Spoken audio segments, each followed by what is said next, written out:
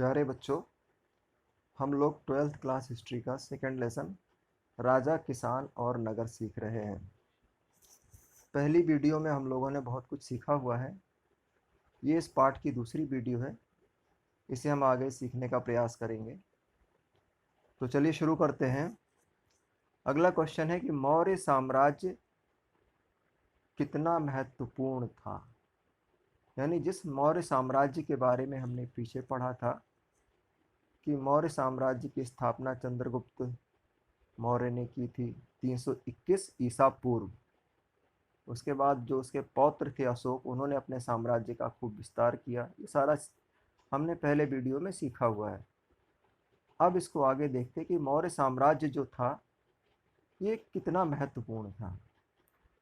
तो ऐसा था कि जब 19वीं सदी में इस मौर्य साम्राज्य के बारे में इतिहासकारों को पता चलता है तो इसे इतिहासकारों ने एक बहुत ही महत्वपूर्ण साम्राज्य माना। इस समय जिस समय ये इसके बारे में जानकारी इतिहासकारों को मिल रही थी, उस टाइम हमारा जो देश भारत है वो अंग्रेज़ों का यानी ब्रिटेन का उपनिवेश देश था। यानी हम लोग अंग्रेज़ों के उस समय अधीन थे। तो 19वीं 20वीं सदी के दौरान भारतीय इतिहासकारों को ऐसे साम्राज्य की खोज बहुत ही उत्साहवर्धक और चुनौतीपूर्ण लगी थी। जिस समय इस साम्राज्य के बारे में जानकारी मिली तो उस समय भारत देश अंग्रेज़ों का गुलाम था। तो इतिहासकारों को ऐसे वक्त में इस साम्राज्य की खोज बहुत ही अधिक उत्साहवर्धक लगी और चुनौतीपूर्ण लगी। क्यों लगी? क्योंकि ये जो मौर्य काल के जो पुरातात्विक साक्ष्य मिल रहे थे, जो उसकी जो मूर्तियां वगैरह मिल रही थी, तो मौर्यकालीन पुरातत्व एक अद्भुत कला के प्रमाण थे। उस समय की जो कलाकृतियां मिल रही थी वो एक अद्भुत तरीके की दिखाई पड़ रही थी। अभिलेखों पर मिले संदेश अन्य शासकों के अभिलेखों से अलग थे। जो अभिलेख मिले हैं जिन पर संदेश लिखे हुए थे वो भी अपने आप में अद्भुत थे। क्या अद्भुत थे कि इस तरीके के अभिलेख किसी और शासक के बाद में नहीं मिले हैं। ये अपने आप में बहुत ही अनोखे थे। इससे इतिहासकारों को लगा कि अन्य राजाओं की अपेक्षा अशोक एक बहुत ही शक्तिशाली और परिश्रमी शासक था। इतिहासकारों ने जब इस साम्राज्य की खोज की तो उन्हें लगने लगा कि उस समय जो अशोक है वो अन्य राजाओं की अपेक्षा बहुत ही ताकतवर राजा था और बहुत ही मेहनती राजा था। इस समय 20वीं सदी के दौरान हमारे यहाँ आज़ादी की लड़ाई चल रही थी। तो जो राष्ट्रवादी नेता थे उन नेताओं ने इस अशोक को अपना प्रेरणा स्रोत माना, अपना आदर्श माना। ये इसकी अच्छाइयाँ हैं। लेकिन अब अगर इसकी कुछ कमियों की बात करते हैं मौर्य साम्राज्य की, तो कमियाँ ये थी कि ये जो साम्राज्य है बहुत लंबा नहीं चला। केवल 150 वर्षों तक यानी 150 वर्षों तक ही लगभग ये साम्राज्य कायम रहा। तो इतने बड़े उपमहाद्वीप में इतना छोटा सा कालखंड बहुत मायने नहीं रखता है। यानी जिसे उपमहाद्वीप के लंबे इतिहास में बहुत बड़ा काल नहीं माना जा सकता। 150 वर्ष के समय को बहुत ज़्यादा लंबा टाइम पीरियड नहीं माना जा सकता। इसके अलावा दूसरी कमी ये थी कि जो मौर्य साम्राज्य था ये सभी क्षेत्रों में नहीं फैला हुआ था। और तीसरी बात कि इस मौर्य साम्राज्य का नियंत्रण हर जगह एक समान नहीं था। तो ये इसकी कमियां थी। इन कमियों के कारण दूसरी शताब्दी ईसा पूर्व आते आते जो भारतीय उपमहाद्वीप है इसके अलग अलग भागों में नए नए शासक और रजवाड़े स्थापित होने लगे और हमें नए नए राजा देखने को मिलते हैं। तो इसी क्रम में आगे हम सीखते हैं कि तमिलकम क्षेत्र में किन सरदारियों का उदय हुआ। अगर हम दक्षिण भारत का इलाका देखते हैं तो वहाँ पर जो दक्कन का पठार है या जो दक्षिण वाले जो राज्य पड़ते हैं तो वहाँ पर अलग अलग शासक निकल के सामने आते हैं। तो महाद्वीप के दक्कन और उसके दक्षिण क्षेत्र तमिलकम, जो उसका दक्षिण का क्षेत्र उसे तमिलकम नाम से जानते थे। तमिलकम के अंतर्गत तमिलनाडु, आंध्र प्रदेश और केरल का कुछ हिस्सा आता था। तमिलनाडु तो पूरा आता है, लेकिन आंध्र प्रदेश और केरल का कुछ हिस्सा आता था। तो दक्षिण वाले हिस्से में कुछ नए वंश, कई नए शासक निकल के आते हैं, जैसे चोल, चेर और पांडे। ये सरदारियाँ निकल के सामने आती हैं और अपने अपने इलाकों में ये लोग शासन करते हैं। और ये राज्य जो बने थे ये काफ़ी पैसे वाले थे और स्थायी साम्राज्य थे। इन राज्यों के बारे में भी जानकारी कई अलग अलग स्रोतों से मिलती है। जैसे तमिल में संगम ग्रंथ की रचना हुई और कई कविताएं लिखी गई जो इन सरदारों का विवरण देती हैं। कहने का मतलब, जो ये तमिलकम क्षेत्र में जो भी सरदारियां या राज्य निकल के या शासक निकल के आए, इनकी जानकारी हमें तमिल के संगम ग्रंथों की कविताओं से मिलती है। और इसके बाद कई इलाके ऐसे जहाँ पर सातवाहन राजा आते हैं, पश्चिमोत्तर क्षेत्र में शक राजा आते हैं। तो ये मौर्य साम्राज्य के समाप्त होने के बाद अलग अलग इलाकों में अलग अलग शासक देखने को मिलते हैं।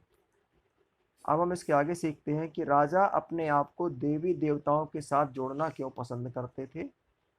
कुषाण शासकों पर टिप्पणी लिखिए। जैसा अभी हमने चोल, चेर, पांड्य शासकों के बारे में देखा, फिर सातवाहन और शक की बात मैंने करी, इसी तरीके से कुषाण शासक भी निकल कर के सामने आते हैं भारतीय उपमहाद्वीप में और ये शासन करते हैं। तो जो कुषाण शासक हैं, ये समाज में एक ऊंची स्थिति प्राप्त करने के लिए अपने आप को देवी देवताओं के साथ जोड़ते थे। ये लोग मध्य एशिया से आए थे और जो पश्चिमोत्तर भारत का हिस्सा है, यहाँ पर इन्होंने शासन किया था। लगभग प्रथम सदी ईसा पूर्व से प्रथम सदी ईस्वी तक इनका साम्राज्य स्थापित रहा था और इन्होंने अपने आप को देवी देवताओं के साथ जोड़ करके अपनी स्थिति मजबूत करने का प्रयास किया था। कुषाण इतिहास की रचना अभिलेखों और साहित्य के माध्यम से होती है। इन कुषाण शासकों की जो जानकारी मिलती है, कैसे मिलती है? अभिलेखों के माध्यम से, और इनका जो लिटरेचर या जो साहित्य था उस समय, उनके माध्यम से कुषाण शासकों की हमें जानकारी मिलती है। और इनके सर्वोत्तम प्रमाण हमें सिक्के और मूर्तियों से भी मिलते हैं। माने इनकी जानकारी के स्रोत अभिलेख और साहित्य तो हैं ही, इसके अलावा इनके समय के सिक्के प्रचलन में थे, उनसे हमें जानकारी मिलती है कुषाण शासकों के बारे में। और उस ज़माने की मूर्तियाँ मिली हैं, मूर्तियों से भी हमें कुषाण राजाओं के बारे में पता चलता है। मथुरा के पास एक जगह पड़ती माट, तो माट के देव स्थान पर कुषाण शासकों की बड़ी बड़ी मूर्तियां लगाई गई थी। जैसा कि अभी हमने देखा कि ये लोग देवी देवताओं से अपनी तुलना करके शासन करते थे, तो इन्होंने अपनी बड़ी बड़ी मूर्तियां लगवाई थी। तो इसका एक एग्जाम्पल कहाँ मिलता है? मथुरा में एक जगह पड़ती माट, तो वहाँ पर कुषाण शासकों की बड़ी मूर्तियां मिली हैं। इसी तरीके से अफगानिस्तान में अगर देखते हैं तो कुषाण शासकों की वहाँ भी मूर्तियां मिलती हैं। तो मूर्तियों के द्वारा कुषाण शासक अपने आप को देवताओं के समान दिखाने का प्रयास करते थे, यानी देव तुल्य दिखने का प्रयास करते थे। और इन शासकों ने अपने नाम के आगे देवपुत्र की उपाधि भी लगाई थी। और शायद ये लोग जो उस समय चीनी शासक हुआ करते, चीन के जो शासक थे वो लोग भी ऐसा करते थे, उन्हीं लोगों से प्रेरणा लेकर के इन्होंने ऐसा काम किया।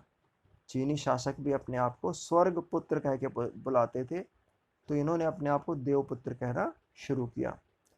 अब हम सीखेंगे इसके बाद गुप्त शासकों के बारे में।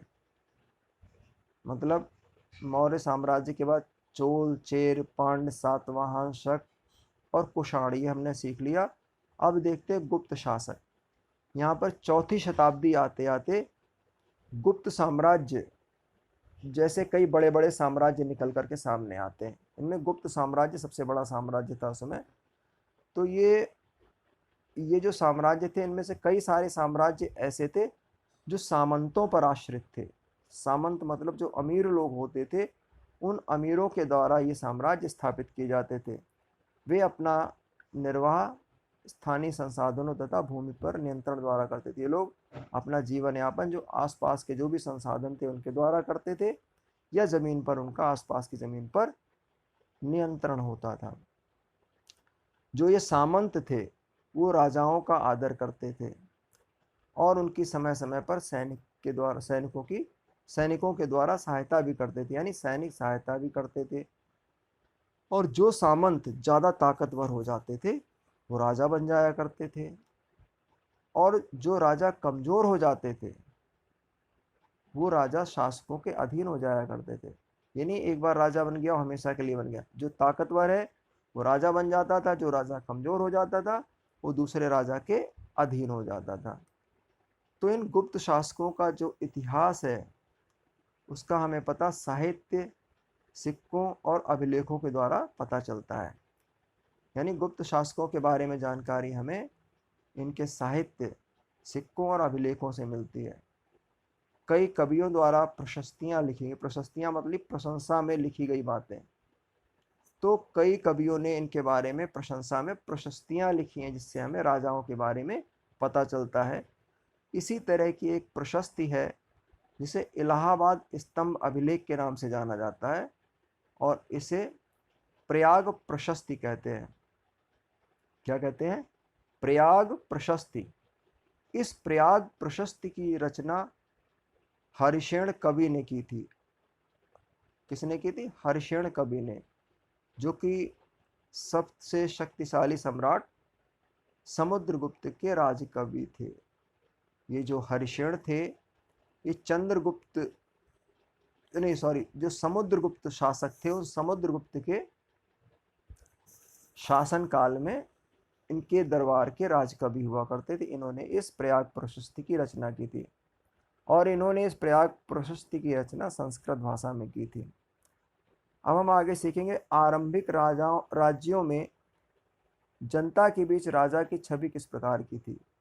जो उस समय शासन किया करते थे राजा लोग, तो उन राजाओं की छवि वहाँ की प्रजा में कैसी थी, प्रजा उन राजाओं के बारे में क्या सोचती थी, इसके बारे में हम सीखेंगे। तो जो सामान्य जनता थी वो राजाओं के बारे में क्या सोचती थी इसके प्रमाण बहुत कम मिलते हैं, लेकिन कुछ कहानियां हैं, जैसे जातक कहानियां हैं, पंचतंत्र की कहानियां हैं। तो इन कहानियों की समीक्षा करके इतिहासकार लोग ये जानने का प्रयास करते हैं कि वहाँ की जनता राजाओं के बारे में क्या सोचती थी। ये जो कहानियां हैं, जातक कथा या पंचतंत्र की कहानियां, पहले मौखिक रूप से कही जाती थी लेकिन इन्हें बाद में लिखा गया।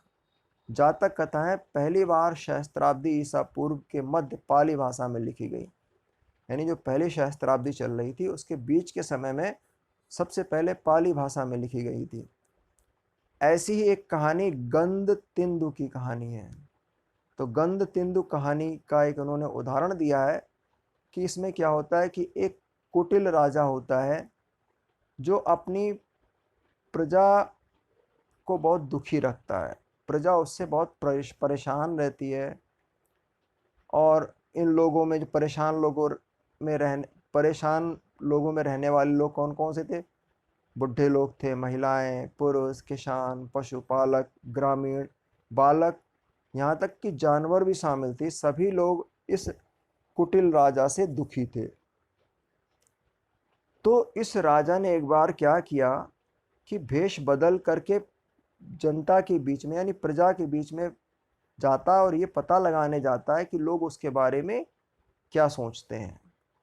तो जब भेष बदल के लोगों के बीच जाता है तो लोग बहुत दुखी थे अपने दुखों से और वहाँ के राजा को बहुत भला बुरा कहते हैं, उसकी बहुत बुराई करते हैं और उससे कहते हैं कि रात में तो यहाँ पर डकैत लोग हम पर हमला करते हैं और दिन के समय हमसे राजा यहाँ का टैक्स वसूल करता है, अपने अधिकारी भेज करके हमसे कर वसूलता है।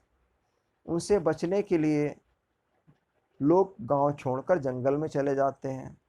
मतलब लोग बताते हैं कि यहाँ का राजा जब भेष बदल के जाता तो उसी राजा से वहाँ की जनता कहती है कि यहाँ का राजा बहुत बुरा है। यहाँ बुरा इसलिए कि रात में तो यहाँ के डकैत लोग हमें लूटते हैं और दिन में यहाँ का राजा हमें लूटता है, यहाँ से हमसे ज़्यादा टैक्स वसूलता है, हम दे नहीं पाते यहाँ के लोग, तो यहाँ इस कारण से लोग गांव छोड़ करके दूसरे इलाके में चले जाते हैं। तो इस तरीके से इस कथा से पता चलता है कि जो राजा और प्रजा के जो संबंध थे अच्छे नहीं थे, बहुत तनावपूर्ण संबंध थे।